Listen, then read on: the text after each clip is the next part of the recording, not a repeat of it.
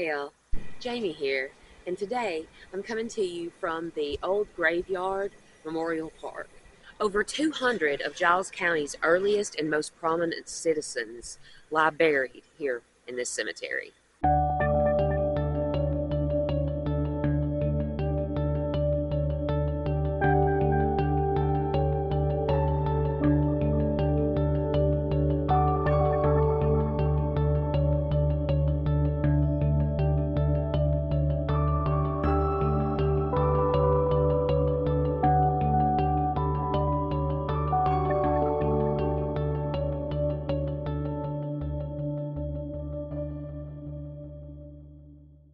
And while I was over here to film, I discovered this small cluster of graves right here, and they're all dated within the summer of 1833. So you know me, I get to doing some digging and find out that there was a cholera epidemic that summer. This is the final resting place of Sarah O. Everly, barely 3 months old when cholera claimed her. And this is the final resting place of Edward Zwar Eldridge, the young son of Alicia Eldridge.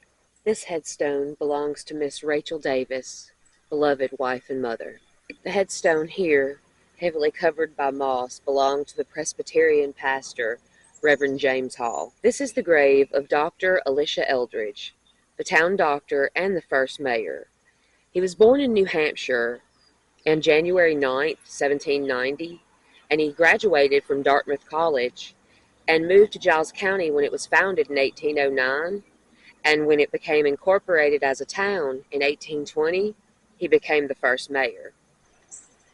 Cholera struck Pulaski in the summer of 1833, carried up from the Mississippi Valley. The disease was swift, merciless, and poorly understood.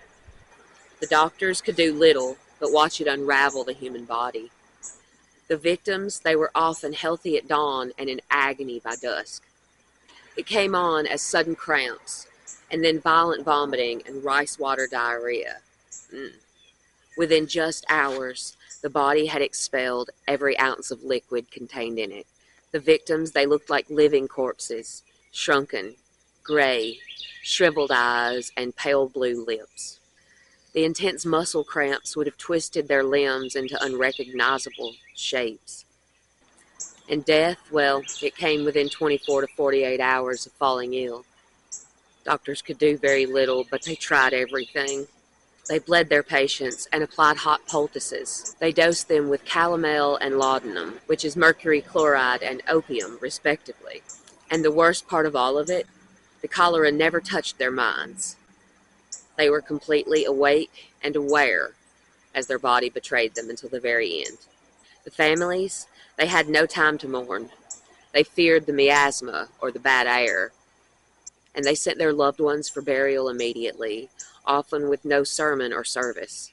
Well, they might not have preached at the cemetery anyway, but you can bet they preached. Reverend Hall here, well, he preached that cholera was God's judgment the very Sunday before he himself succumbed to the disease. Seems like not much has changed in the past 200 years on passing judgment. And a lot of people are being very loud right now for no apparent reason. And I know that God put us all here on this earth to love and support each other. And what the hell are we doing, you guys? There's never a right time or place. So let me just put this out here and let me be very clear about it. I don't give a rat's behind how you voted. I would still help you push your car off the side of the road and give you a big glass of sweet tea to sit on the porch with while you wait on the tow truck. And deep down, I know you'd do the same for me.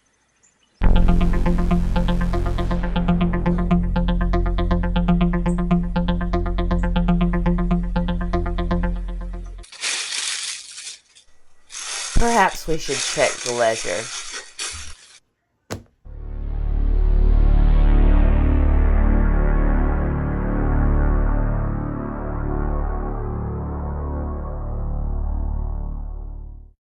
The cholera does not creep like a fever. It descends like a hammer. One may break bread with his family at breakfast and lie in the graveyard before the supper hour. The eyes sink. The lips turn indigo blue.